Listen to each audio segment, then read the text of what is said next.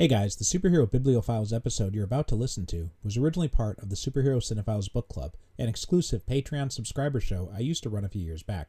So if you're confused by out-of-date references or comments about the Patreon show, that's why. Now, enjoy the episode.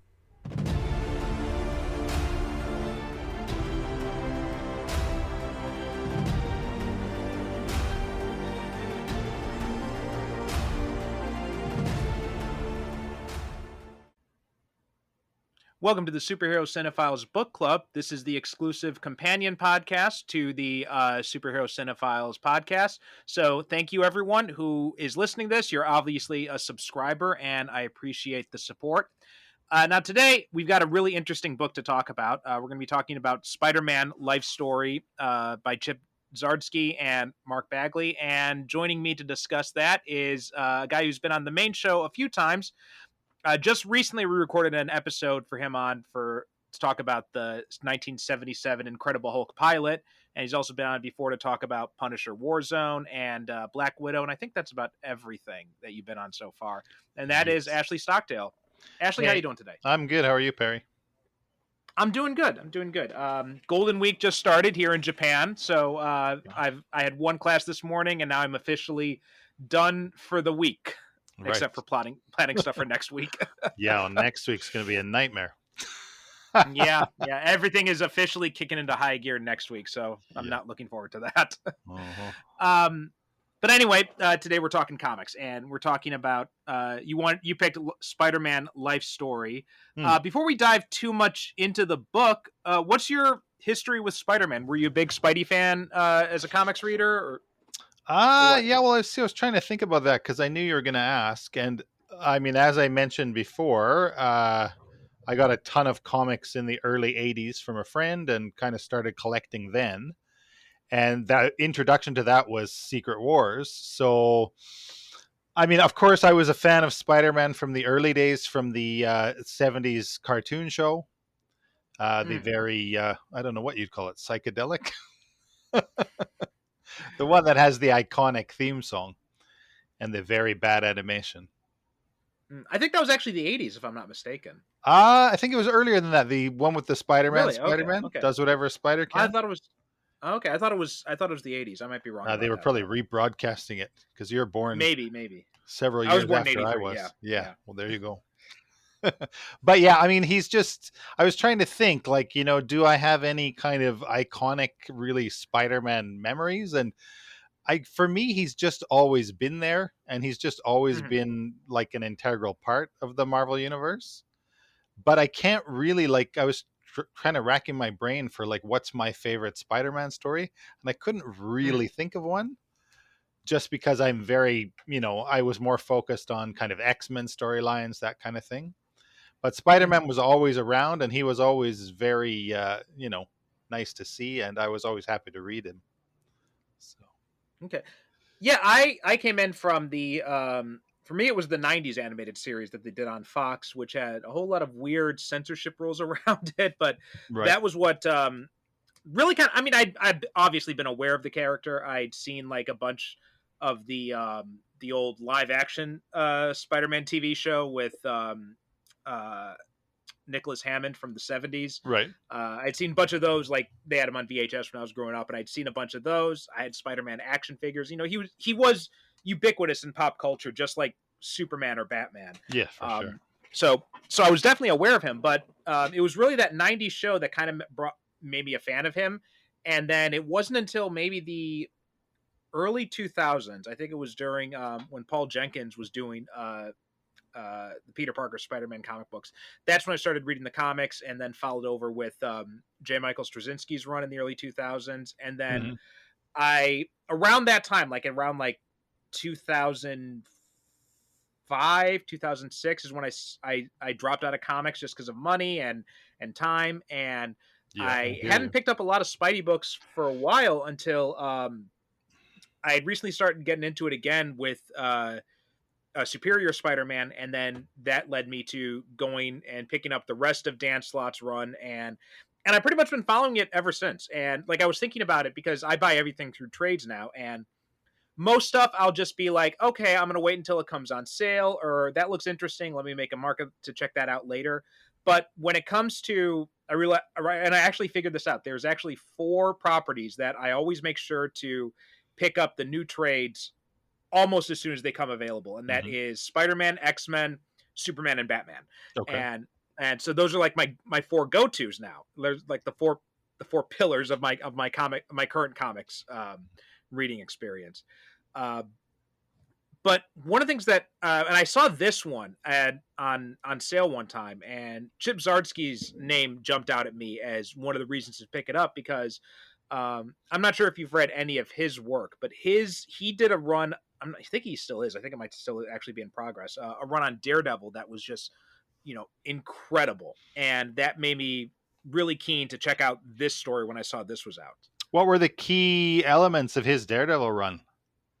So, well, one of the big thing is that Elektra took over the role of Daredevil. Oh, okay. And that's quite recent. So that's fairly recent. Yeah, that was like the Devil's Reign crossover with which involved a bunch of the heroes, taking down Wilson Fisk, who was now the mayor of New York at that time. Okay.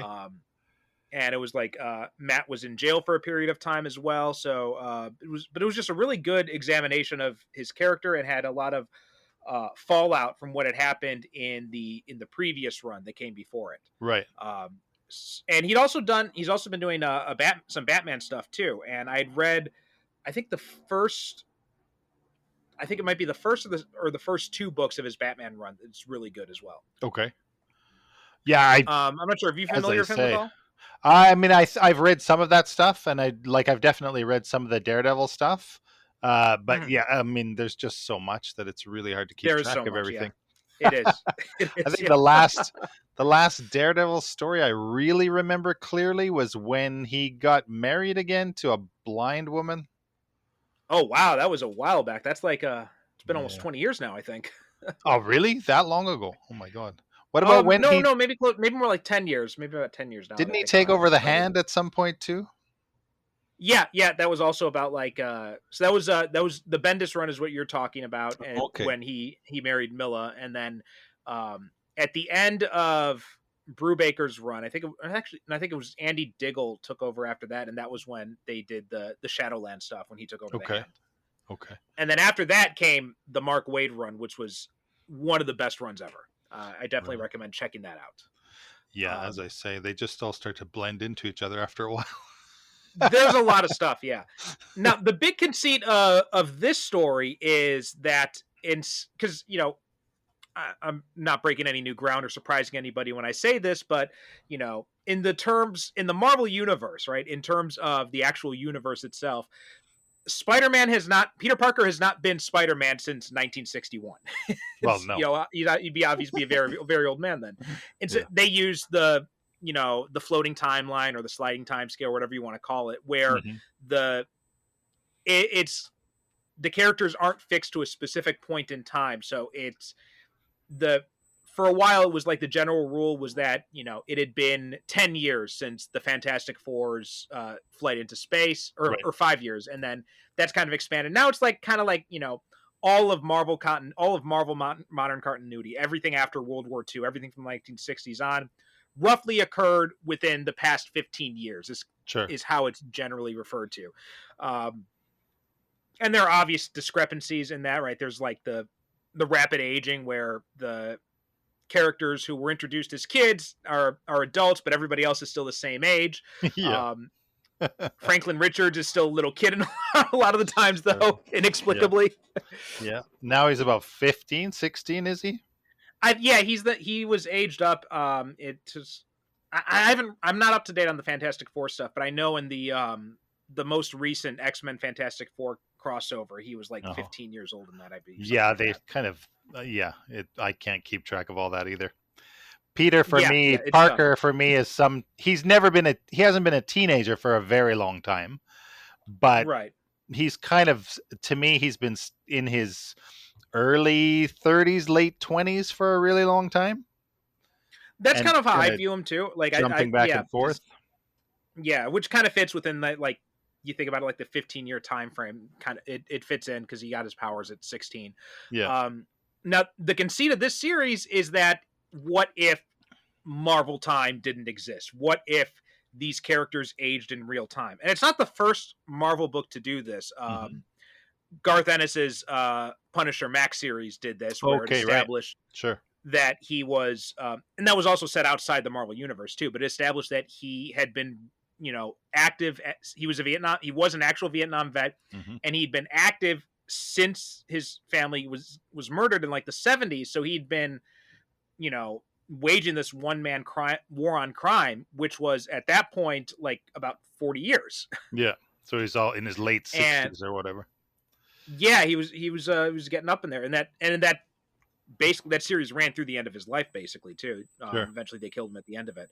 But that was the only time that had been done. And then Life Story decided it's gonna. I'm not sure if there's also a Fantastic Four Life Story. I have never read that one, and I'm not sure if that was before or after this one.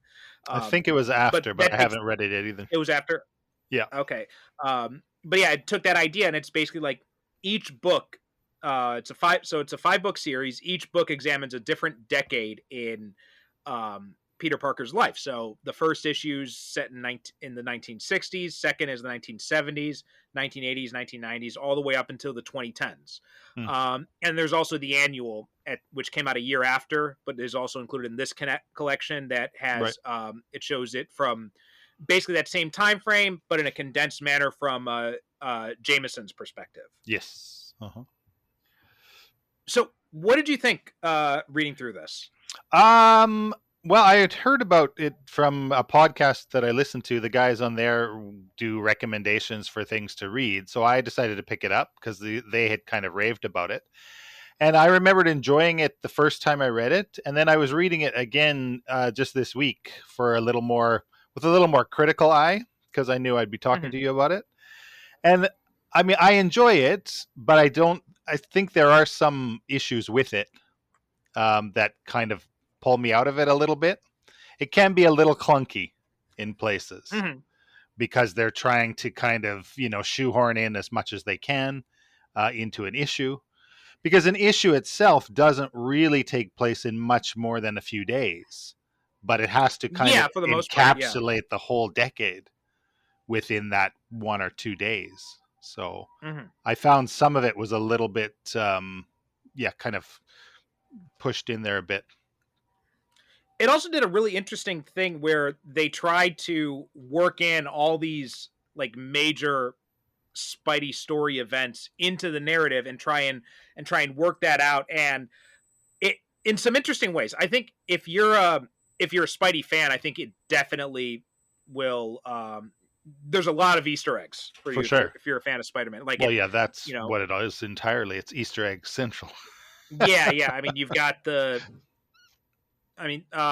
like the Norman Osborn being revealed as the Green Goblin, Marvel's involvement with the Vietnam War. You also get the Clone Saga in interesting ways, two different ways actually. Kraven's Last Hunt, the symbiote stuff, the Morlun and that whole thing from from J. Michael Straczynski's run.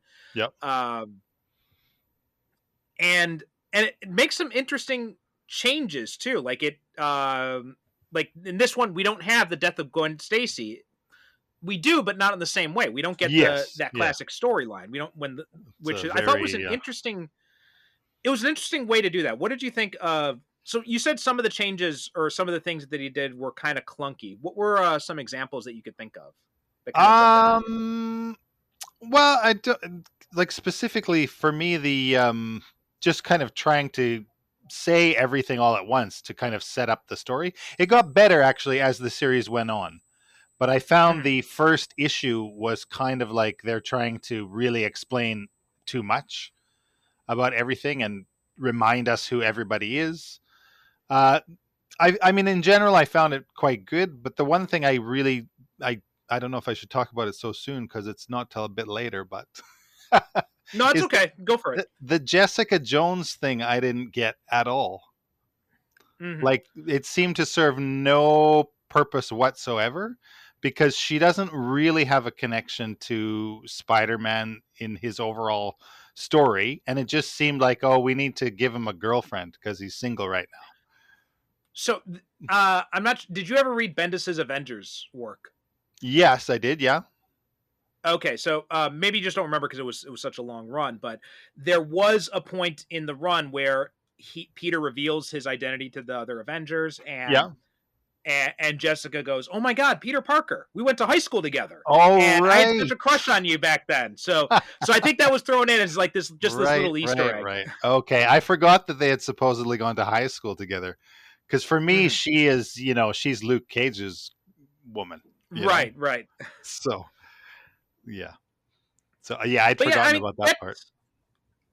that's I understood why Zardsky did that. Like I figured that was just just doing a nod to that Bendis revelation, but I'm with you though. It did feel like a weird thing to toss in, especially given all the other love interests, Yeah, much more significant ones that Peter's had over the years. and It I would have think made much more sense yeah, she for only like gets about Felicia Hardy or something like that. sure. Yeah, well, there you go. She's not in it at all, is she? Right? Yeah, that's a good point. Yeah, I didn't even realize that, but you're right. She is just completely left out of this. Mm. Well, that's the thing too. Like they had to leave out so many of these different things, Mhm. in the big kind of final mind battle situation. That's the first time we really see like Rhino, Vulture, and Electro at all. Yeah, And yeah. those guys are kind of integral rogues gallery for Spider-Man. Right, and even though we do get the symbiote, it's done in a very different kind of way, and the symbiote's not really much of a presence in it up until that last issue. Yeah, yeah, yeah. Well, see, that was one of the. I mean, for me, my knowledge of the whole Spider-Man continuity kind of falls off right after the symbiote is revealed as a symbiote. So I was Oh, okay. in when, Spider-Man had the black suit and they were trying to kind of seemed like it was trying to boost sales when they originally Hmm. put the black suit on. And then they kind of, eventually it morphed into Venom, but that's kind of when I fell off. So I don't Okay. really have much of a connection to Venom. I don't really know much actually about the Clone Saga at all, like all of Hmm. that stuff. So that stuff was just confusing to me, a lot of it, So honestly. yeah, we're kind of at a like where you dropped off is kind of where the bulk of my Spidey knowledge actually picks up with, because Okay. All right. I'm pretty sure that the alien costume story may have been like the first Spider-Man comics I read. Yeah, well, like I say, Secret Wars was when I really started getting into it, and it was in that Mhm. series is where he picked up the black suit. So So this is a good thing to talk about, because I did want to talk about Secret Wars, because they do have a Secret Wars component here. hmm. What did you think about the way they handled that thing? uh, how much did they really do with it? He was just gone, and Mary Jane was pregnant, and then he was back. Right. I mean, for me, I thought that was an odd thing to put in there. Like that I felt like that Secret Wars felt like it would have been something better left out of the series for me. I feel like it was just there so that they could say this is where the symbiote came from. I think so, yeah. But I would Yeah, have preferred if they had found an alternate explanation for it, like they'd sure. done for some other things. Well, that Because was yeah, the something I thought about too. It just reminded me when I was reading that there was that very brief scene where Thor and Hulk mhm, mentioned to Peter that this is where you can get a new costume. Go check out this right. machine. And then later, in the kind of the final issues, they talk about all the heroes being dead or them all being killed, but they don't Mhm, really mention Thor and Hulk in particular. Because yeah. my Well, no, understanding is that Thor can't really be killed. he can. He's died. He did die in the early 2000s. I mean, he was resurrected, obviously, but yeah, he has died before in the comics. So, But um, being a as god, it seems weird. they're not really quite gods. Like it's kind of like, Okay. remember in the first Thor movie when Darcy says that a primitive culture like the Vikings would have looked at them as if they're gods. Right. That's more what it's Okay. like. It's Sure. they're Sure. more like aliens who the ancient people thought were gods. All right. So another thing it's hard to keep track of. Yeah, yeah. Um, but that the Secret Wars thing too, and also bringing in Thor and Hulk and those types Yep. of characters. That was one of the things that was interesting, because in the first two issues or so, Mm. yeah, because the Secret War happens in issue 3, but those first two issues, it's very grounded for the most part. I mean, the clone stuff aside, but otherwise it feels like the world they're inhabiting is much more grounded.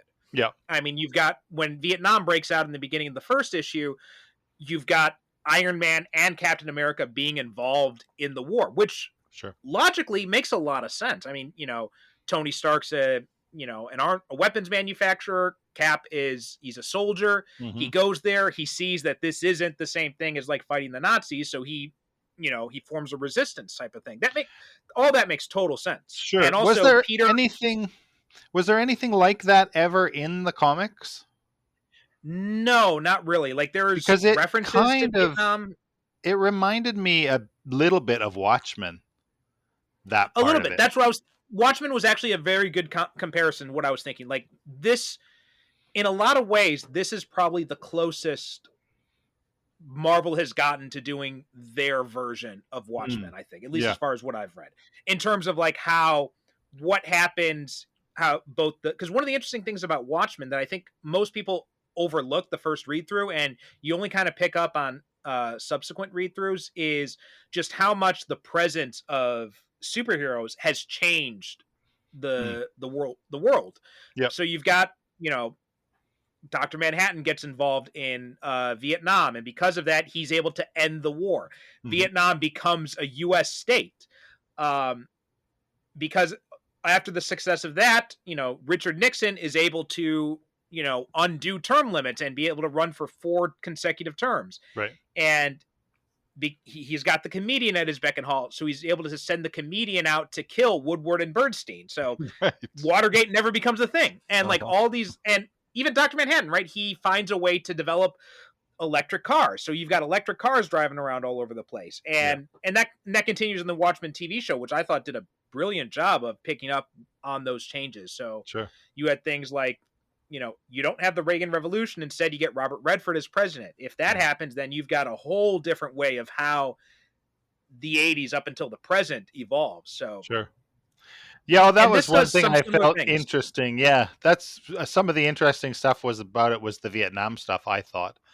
And I would be interested in actually reading, a miniseries or a one-shot that shows the kind of Iron Man, Captain America situation in Vietnam. But, because of that, Flash Thompson kind of changes Flash's story, because I think originally he was drafted to Vietnam, but in this case he volunteers, maybe partly because he sees Iron Man over there and he's also inspired. He thinks that's what Spider-Man would do because heroes are getting involved. And then the fact that Cap goes over there and goes on to the other side, it creates a kind of a stalemate in the war and makes it last much longer than it did in reality. So those things I find interesting. I agree. In fact, I would love to see like a Marvel Age like ongoing series or something like that explores some more of these stories, which again, I'm curious to read the Fantastic Four life story, because I'm not sure if this is set in the same world that's set up like that, or if it's, just the same concept, but but otherwise free from any sort of constraints.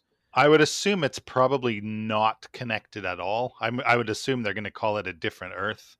Otherwise, they would have to kind of go around because in this particular comic, Reed Richards is one of the few characters that does have actually a little bit of attention aside from Spider-Man. And it's apparent from the story that he's kind of lost his family and he's not really part of the Fantastic Four anymore. And, because of his own obsessions and that kind of thing.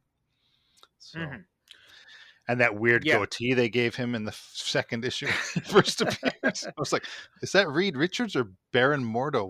What's going on here? One of the things I did like is that this is another example of how they were kind of taking a more real world approach, because, obviously in the comics, it makes sense why they keep trying to find excuses for why Peter Parker is still, a freelance photographer for the Daily Bugle. And while they've done stories where he's done other stuff, like in the JMS run, he became a teacher, in the Slots run, he had done a few different things, including running his own company. But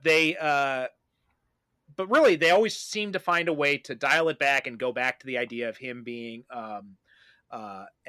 semi-employed, always down on his luck. And when you think about it, it's like, you understand why they do it, but when you try and think about that logically, it doesn't quite fit together, because Peter is he's a genius. Like, he's a scientific genius. You'd think he'd be able to figure this out. And so we get that here, where he's graduated from college. He starts working with Reed Richards and a reformed Doc Octavius. Yeah. And then he ends up opening his own company. So I thought that was really cool to show him evolving and finding different things to do with his life. Yeah. Yeah, and then being at odds with Tony Stark as a result. Yeah, exactly. Yeah.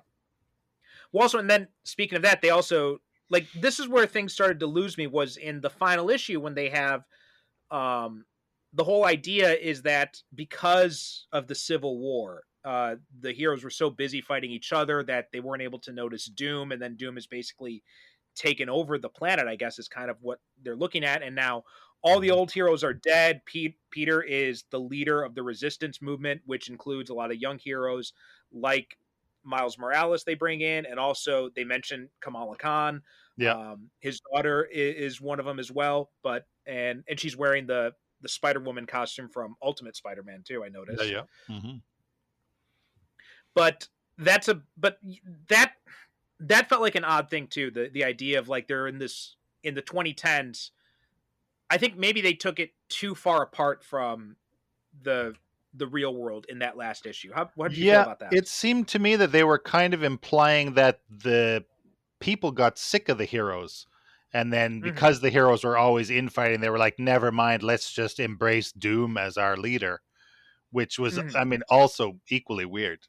Like, yeah, and then just to not even, it was just something they talked about. Also, they never showed any of that, which I found hard to Doom really wrap my head around. I think the only time we even see Doom is just in that Secret Wars splash page, and that's it. And he's also in that. I noticed he was wearing a gold mask in that. I don't know if that's a thing. Oh, was he? I didn't notice that. Yeah, that might have been because of the Beyonder thing, but possibly it's maybe something I just don't remember. No, I think that's just a lighting thing. I'm looking at the page right now. Okay. Yeah, I think it's just the reflective light on that. Did the Beyonder fix his face? That might have been one of the things in Secret Wars. I can't remember. I never read the original Secret Wars, so I can't remember if it was Doom fixed his own face when he took the powers of the Beyonder, or if it was that the Beyonder had done that to him. Yep. You should read that. That's kind of fun. Yeah, it's one of those things that it's one of those books that's on my eventually. This is a blank spot in my fandom that I've got to get to. Yeah. Also, I thought it was interesting that the names they chose for the his kids, because Peter has had kids in a few different versions, right? We've gotten, we got Mayday Parker in the Renew Your Vows series. It was Annie is her name. Both a daughter in both of those. So I thought it was interesting that they gave him a son and a daughter, and the daughter's name is Claire in this instead. I would have thought another nice nod to Spider-Man continuity or the different versions was maybe to have had twin girls. Right. One of them would have been Claire. One of them would have been Annie. One of them would have been Mayday. So he's never had a son in any of the continuities? I don't believe so. I could be wrong, but I don't think he's ever had one as far as I know. Like, he's had Mayday. That's a different Earth, is it, in the future? Yeah, that's the MC2 Earth, but also in Earth X, they had he had a daughter named May, and she ends up bonding with the Venom symbiote. Okay. But wasn't Mayday. She just went by May as far as I know. Right. And it looks like, also, I'm looking up now, in House of M, he had a son named Richie with Gwen Stacy. Okay. So that would have been another one too. I don't think there have been any other ones. Yeah, the son kind of was a little jarring to me too. And then also, it looks like also in the MC2 there is a Benji Parker in that too. Oh, really? He's much younger than she is. But so apparently they're not twins, but he's much younger. Oh, right, they're twins too. I totally forgot about that. She was in the hospital with twins. The family story was, it was okay. But it seemed also very, their whole battle with Morlun or whatever in issue 4 or 5 was I believe that was issue 4. Was awfully quickly. So, but I understand. I mean, it's something they're just trying to kind of cover as many bases as they can in this story. They're trying to work in all these tentpoles. It's kind of the risk when you're doing a series that's ambitious as this is. You've got all these tentpole events in over the course of 50 years of continuity. It's tough to get to all of them. Yeah. And like I said, like I'm not totally sold on the way they. I mean, I like that they touched on the Miles Morales stuff, and also the Superior Spider-Man thing, where when Dr. Octopus takes over Pete's mind. Yeah. But yeah, that one was the one that I think the issue 5 was definitely the weakest of the series for me. Okay. Yeah, I mean, obviously it's a very ambitious thing for them to try to do, and I can't imagine how they actually sat down and tried to figure it out. Just laying out. My imagination is like a serial killer's kind of tracking board where they've got all the things on the continuity, and they're like, no, got to get rid of this one. Never mind that. What can we actually squeeze in and make it actually work and have a through line of an actual plot where we're leading to something here? What do you think of when they involved Ben Reilly and the Clone Saga stuff? Because I know you said you didn't read the Clone Saga, but obviously that's pretty much the focus of the 4th issue when they focus on the 90s. What was your take on how they handled that?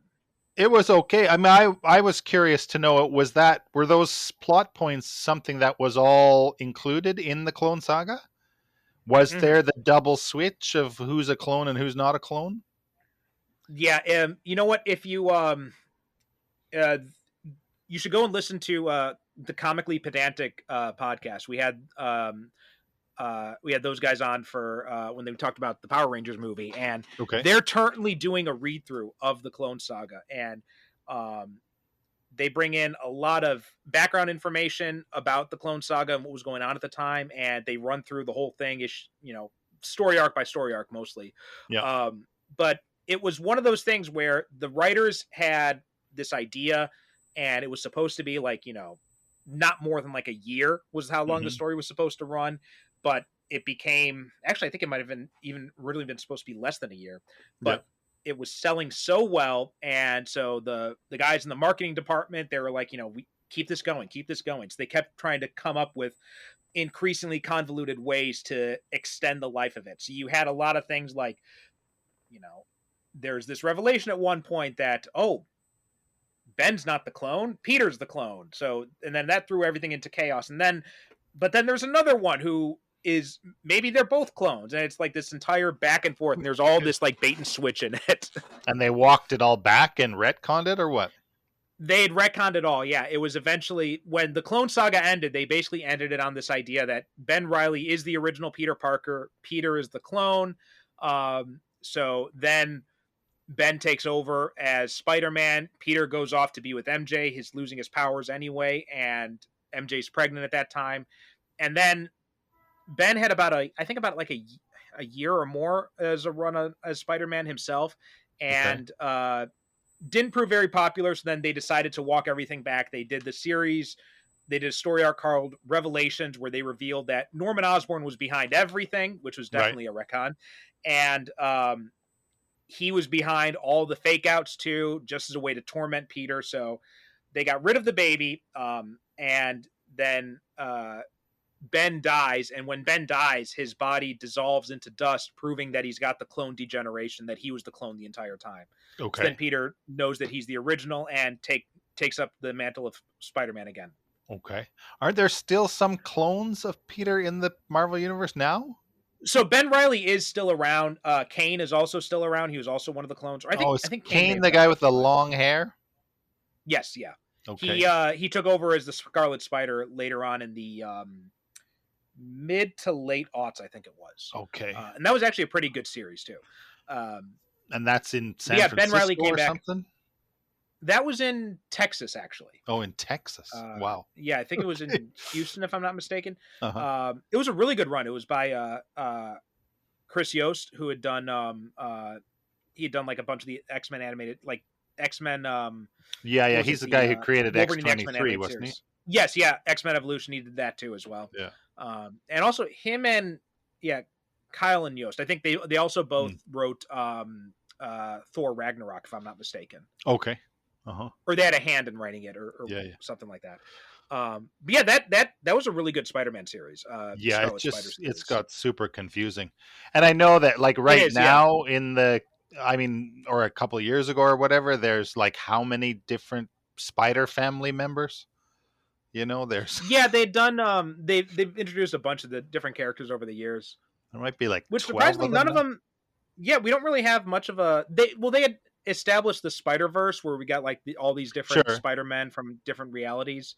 So they had some, so I think that may have been a big part of it, but we've also had like there have been a few different Spider-Women, Spider-Girls, and it just all reminds me. I thought was interesting that none of those characters really make much of an appearance in here, as well as like we had said, like there's no mention of Felicia Hardy at all. Right. Yeah. And even though we get the Kraven getting the symbiote, we don't get any Eddie Brock as Venom. So I thought that was also a he's not in there at all. Aspect of Peter's history that's just completely left out of the book. Yeah, like I say, they just decided we got so much to do, we just got to mash it together here, I think. Yeah. And also like when they brought in the Civil War stuff, I mean, that was something where, I mean, I'm on record as very much hating that Civil War comic book anyway. So, I mean, I think they handled it better here, but it still felt a little out of place for everything that was going on in this series. I mean, I enjoyed that just for the fun of like Tony Stark is the Secretary of Defense, and he's got his U.S. Avengers team, and they all have Iron Man suits, and Danny Rand for some reason is in an Iron Man suit that looks like it's got bell bottoms on it somehow, and so I have to admit that I enjoyed Civil War somewhat. The whole kind of series itself and everything leading up to it with the New Warriors and all that stuff. A lot of the tie-in stuff was good. I will give them that. Like the tie-in stuff I think was better than the actual series itself. I just like the concept, I guess. The concept is good, and I thought, Captain America Civil War, the movie, I thought it executed that concept far better than the actual comic did. Yeah, well, for sure. Let's see. But I also want to talk about the art here because I'm not sure how familiar you are with Mark Bagley, but for me, like when I think of Spider-Man, like Bagley's the first person I think of as far as artists go. Yeah. How about you? What was your take on the art? I like it. I think it's very what's the word? It's very traditional to me. So I find it, kind of a traditional style. A lot of the splash pages of Spider-Man kind of swinging through New York are very iconic. And I like his lines. He's got very nice, kind of clean lines. But I'm not sure if it's my favorite style. I tend to like the more kind of the quirkier artists. I like like Humberto Ramos or something like that. Yeah, Ramos or Chris Bacalo. Yeah, I like them too. I did a X-Men podcast and we did an arc that he had drew on, and we had discussed this. Like there are three of us. None of us knew exactly how to pronounce the name. It was Bacalo or Bacalo. So I mean the art is good. Yeah. The art's good. I think actually, now that I think about it, I think Bagley was the artist on the first Spider-Man comic I ever read as a kid, and it was a issue where he was fighting the Hulk or something like that. And I think like my parents just picked it up for me one day or something like that. I think probably for me the Spider-Man artist I remember the most would be Romita. Romita's good. Yeah, Romita's really good. But Bagley also, he really impressed me when he was doing Ultimate Spider-Man. Like that was, I think that was one of the first Spider-Man books I actually started buying regularly. Right. Yeah, well, that's where that his style is so familiar to me as well. Yeah. Well, yeah, he did the bulk of that run of Ultimate Spider-Man, like the first 100-some issues or whatever. Yeah. So I thought if you're gonna get someone to do a book like this, like Bagley's definitely a good choice. I mean, also Romita would have also been a good choice for this. I think he would have also, his style would also been interesting to see how it rendered this, especially this, since this story is much more grounded in some ways. Right. Who's on Amazing Spider-Man right now? Who's drawing I'm not that? sure. I'm not sure. Well, I know Romita did a little bit of it at the beginning of Zeb Wells' run. I'm not sure if he's still doing it. But yeah, when Zeb Wells relaunched the book fairly recently, like I picked up the first 2 trades in that. Yeah. And that had and Romita Jr. did those, but I'm not sure who's doing it right this moment. Yeah, the other Spider-Man artist from the history of Spider-Man that really would have made an impact on me would have been McFarlane. Yeah. That was no when way they you could get him to do anything for Marvel again, I think. That's when they started doing the kind of the weird looking webs that are all kind of loose and stringy. So the spaghetti webbing is how it's often called in the fandom. Yeah. And he also, I think he was one of the first ones to really draw the eyes very expressively. Yeah. To such extremes. Like, I can't really think of many who had done it like that before him. So you definitely that would have been the real boom time when they were selling all the foil covers and all the extra, editions and all that. Yeah. What did you think of the of all the different costumes he wore? Because he doesn't stick in the same costume throughout the series. He's always like changing it up a little bit. Yeah, well, I wondered as I was reading, are those from any of the continuity or not? I don't believe so. No, I think they're all, as far as I know, I think he designed these all for the series. The second issue seemed to have some kind of like armor plating on it or something. Mm-hmm. Like almost similar to like Daredevil's costume in a way, where he put like he's got like shoulder pads and knee pads. My guess is I assume points. My assumption was that it's just as a way of showing that he's got to have increased protection on the costume because he's getting old. Is what I thought was the reason behind it. But some of the choices were also just kind of weird. Like the one he wears in the Civil War issue where it's, this black and red, and it's just it's a very odd design that they gave him for that one. It almost seems thrown together in a lot of ways. Yeah, I'm not sure if I remember it exactly. There was that one that has those kind of weird tendrils on. There's almost like 2 little things around his waist. They're almost little like tendrils reaching around from his back. I don't remember which issue that do you remember what issue what that one was? I'm not sure what that one was. No. Well, there's the one in hang on. Which issue is this? There's that one that has all the kind of ribbing on it. That's the issue where Harry dies. Yeah. That one was okay. I think that one was one of the better ones. But I still think it was an interesting choice to have all these different costume designs. I guess the whole idea is after you've been Spider-Man for all this time, you'd probably want to change up the costume a little bit just so it doesn't always look the same. But I would have thought that'd be an opportunity to bring in some alternate costumes he's worn throughout the years. I mean, obviously they bring in the black suit, but even like the suit that Ben Reilly wore when he was Spider-Man or anything like that would have been something interesting to add on to it. Yeah, I honestly can't remember. I know they used to make a big deal about it when they used to change the costumes, but they don't really kind of do that anymore, it doesn't seem. The last really big change I remember would have been the Future Foundation costume that he had. The white. There was also when he did that was a pretty big one. There was also when he did Parker Industries when he that was when he had like a kind of a more of an armored suit. Okay. It was still basically the same design as the original one, but it had like it was obviously more armored and had things like it was kind of like a Iron Man Spider-Man fusion in a way. If you ever played the PS4 game, it's one of the alternate suits that they have in there.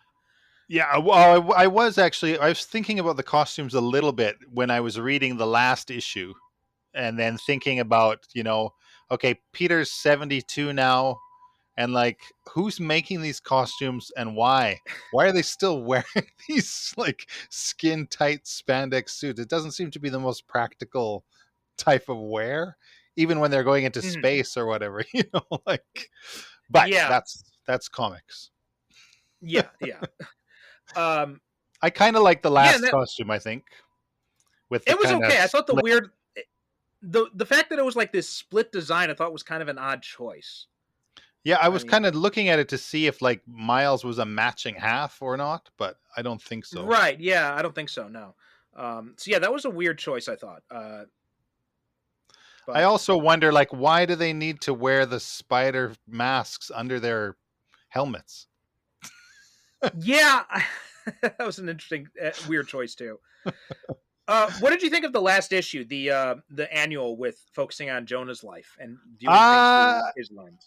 Yeah, it was okay, although I did not recognize at all that big mechanical machine he put on to fight Scorpion at the end. What was that? I'm guessing. I don't know. I don't think it was. My guess is that it was supposed to be a Spider Slayer suit, but I'm not sure. Yeah, that's what I thought. Just something I had missed. I don't know if that design particularly had been in anything before.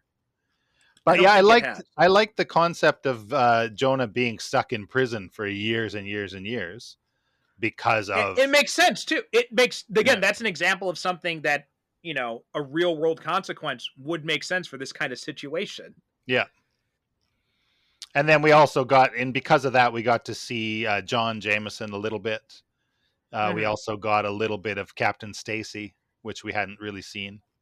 Right, that's a good point too. And then we get the clone of Gwen Stacy coming back too, because that was, as I was reading the story, when we see Ben come back in the 90s, and then there's no mention of Gwen at all, and I'm just like, what happened to Gwen? How come? Whatever happened to her? And so I'm glad that they kind of closed the door on that, and they showed us what she had done, and that she had gone off, she'd established this different identity, and after Ben split, she says, she's angry at superheroes, and that made her want to start working with people who needed help dealing with the reality of what it's like to be involved in the superhero's life. Yeah. I thought it was a bit, what's the word I want to use? Okay, in the whole series, the original 6-issue run and then the annual, there's 2 major characters who just drop dead from heart attacks as a way of getting rid of them. So I didn't really think that was too original. So I don't know how else they would do it, but Norman Osborn and J. Jonah Jameson both died of heart attacks because they were angry or whatever. So what do you think of the covers too? I really liked the covers. I thought that and didn't Zdarsky make those himself?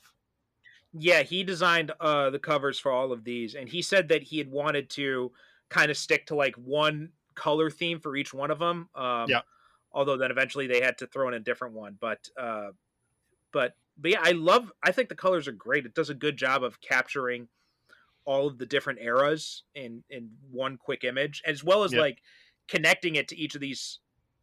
Well, except for the first one. The first one doesn't really connect it to any major Spider-Man story other than just having maybe vaguely reminiscent of the Amazing Fantasy cover. Yeah, but the other ones we've got but we've got like, the 70s one I think is one of the best ones, where he's, webbing a disco ball that's in the shape of the pumpkin bomb. Yeah. The 80s we get the Kraven's Last Hunt with the missiles falling around him. Yeah. The 90s one, he's on the side of the World Trade Center, it looks like. Yeah, and that was kind of odd, that one, I thought. Oh, no, that's right. It wasn't. Yeah, that was. Yeah, you're right. That wasn't. I was thinking that was the 2000s one, but yeah, that's an odd one. But the 90s one does make sense. They make him. Sorry, they make him fat. He looks overweight in it. Yeah, I think. Yeah, I think they should have had some. He never loses his Spider-Man body. The 2000s one though is cool, with him like kind of drowning in the American flag. I thought that was a nice little thing in that one. And then the last one we get the Miles Morales costume. Sure. Now, did they not have a fat older Peter Parker in that Mayday series? That was in, I don't know about the Mayday series, but it was in Earth X. Okay.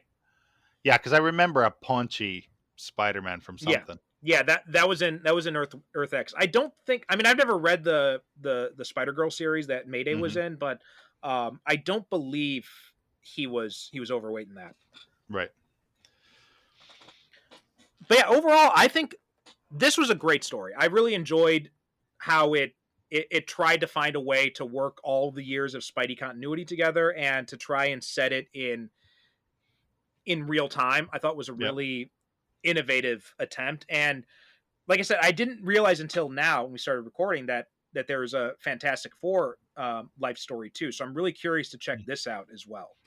Yeah, I think I'd like to check that out myself. I was wondering too, I wanted to ask you, who else do you think would be suitable for this kind of story? So I think I was thinking about this too, because I had a feeling you were going to ask that, or it was something I'd wanted to mention anyway. I think there are a few characters that I think would really work well with this kind of treatment. I mean, we already kind of got Punisher and Punisher Max. I'm not sure if there's a whole lot you can do. But I think Captain America would definitely be interesting. Iron Man. Yeah. And the X-Men, I think, would probably be the ones I chose. Oh, yeah. Although I think the X-Men would be tough just because there's so many of them. It would be. I think for the X-Men, who to follow. Right. Well, I mean, I think you could do it if you're focusing on. I mean, one of the good things too is you could do it as actually kind of a longer series, and you don't have to keep trying to find ways to, because I think at some points they're kind of stretching credulity of why Peter is still operating as Spider-Man in this. Whereas with the X-Men, because there are so many characters and because there's been like all these waves of characters over the years, it'd be very interesting to have you have characters retire, you have characters go off, and then you bring in the new characters, they'd be young, and then you could have the older characters as mentors. I think there's a lot you could do with that. Although I probably think I'd want to do more than 6 issues. I think you'd have to have like at least 12 issues. Have they kind of tackled that a little bit in some kind of alternate storylines with the X-Men? With older versions of them from different timelines or future versions. They've had older versions and stuff like that, but nothing quite like Life Story though. What about the End series? Wasn't there like the X-Men the End? Yeah, they had them getting older. But again, it wasn't the same thing as like seeing how they would go through these periods in American history. It was just more like the end of their like after the continuity now. Right. Yeah, I think Daredevil might be First Class a stuff seemed like Daredevil would be interesting too. I mean, I think First Class was kind of intended to do that, where they were going to have a different movie focused on each decade, but that kind of the credulity got really lost in that when they just had the same characters in 3 consecutive movies, and at that point it's just like this isn't really working anymore. Yeah. I know what I was going to ask you. In the there was that in the middle of Life Story, I guess it was the Secret Wars issue, because they said when the heroes disappeared, the Russians decided to attack and nuke America. And then, oh my God, you're right. There was a scene in space with Vision, and was that the Invisible Woman? I don't know if that was the Invisible Woman, but you're right. I do remember the Vision thing now. Yeah, that was such a weird thing to throw in there, because it's just like it's never really addressed after that. It's kind of a toss away. Yeah. Yeah, it was a very major throwaway. Right. I like the idea of Vision witnessing, diverting a missile to a smaller town, Pennsylvania, I think, and then just being so horrified by what he has seen that he just remains intangible and is like a statue there for the rest of his days. That's a really little idea. It's a really haunting imagery, but it's just it feels like it's so out of place in this series, and which is another reason why I think having the Secret Wars tie-in was ultimately a bad move. I think that was definitely one of the weakest parts for me. Yeah, I was trying to identify that woman. I'm pretty sure it was the Invisible Woman, and just a really weird costume, because it looked like maybe she was trying to use her powers to make things in like either invisible, like using her invisible shields to try to divert stuff. I'd actually just removed it from my Kindle, so I don't have it on here to check out it anymore. Yeah. I'm just trying to find it here.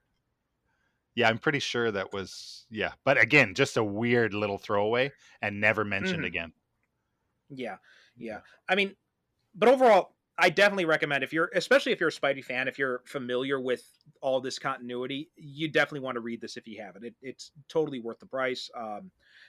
And like I said, it's, Zardsky does a lot more good than bad. There are a few misses when he takes these big swings, but overall, I think he hits more often than he doesn't in this. Yeah.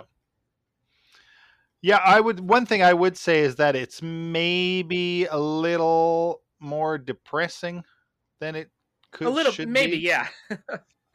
Yeah, I could definitely see that. It's not very light, I think, that's for sure. I think those first 3 issues, especially, I think the first 3 issues are just very strong, and I was pretty. I mean, when I first read this, I was like breezing through it. I was staying and it was getting late when I was reading through the first part of it. I'm just like, I got to see what happens next. And I just kept going. I think I stayed up until like 2 a.m. one time when I first started reading it. But yeah, in the second half, it's not as strong as the first half, though. Yeah. Okay. I think it's yeah. Do you have any final thoughts you wanted to say about Life Story? No. I mean, as I said, it's worth a good read, and I like any of these kind of alternative takes on the continuity and stuff, and because I think it's fun because it's just something self-contained, and you don't need to read 1,000 issues to figure out what's going on. Yeah. And I think even if, like myself, you missed certain big chunks of the continuity, it's not that hard to figure out what's going on. A quick look will tell you who Miles Warren is and who Ben Reilly is. So. Right. Yeah. But yeah, I mean, I think this is just such a cool concept too, and I wish there'd be more books that play around with this concept, because we've gotten lots of different stories about superheroes set in different eras, right? Gotham by Gaslight or all that kind of stuff. And I think doing something like this where you're aging the characters in real time, especially for, it'd be really interesting to see like a larger scale series and kind of see how these older heroes interact with some of these younger heroes when they come in, and there is a much bigger age gap than there was in the comics itself. I mean, you couldn't do this in the regular comics, but for these alternate books, it's a cool idea. For sure. Okay, Ashley. You don't have anything to promote, I know, right? No, I'm not a promoter. Okay. I'm a lurker. All right. Well, thanks so much for coming back on. It was fun talking about comics for a change. And, for anyone who enjoys this, you can go back, listen to the main episodes when Ashley came on to talk about Black Widow or Punisher Warzone. And I'm not sure exactly when this falls on the schedule, but by the time you guys listen to this, we may have already released the episode where Ashley and I talk about the Incredible Hulk 77. And we don't have it on the schedule at the time of this recording, but we are hoping to do an episode on the Japanese live action Gatchaman at some point. So we'll definitely have you back on for that. But that if you ever decide to read the 1984 Secret Wars, I'd be down to talk about that. I don't have it, but I will pick it up at some point because, Marvel stuff goes on sale pretty periodically. So next time I see it on sale, I'll pick it up and we'll put that on the schedule. All right. Sounds good. Okay, but that does it for this episode of the Superhero Cinephiles Book Club. SuperheroCinephiles.com is the website. Super Cinema Pod on Twitter and Instagram. Guys, thank you so much for your support. Really means a lot to me. Anytime you have any recommendations, anything you'd like us to talk about on the show, comics, movie-wise, whatever, just drop me a line either through the Patreon page. You can also email me, superherocinephiles@gmail.com, or contact me on any of the social media networks.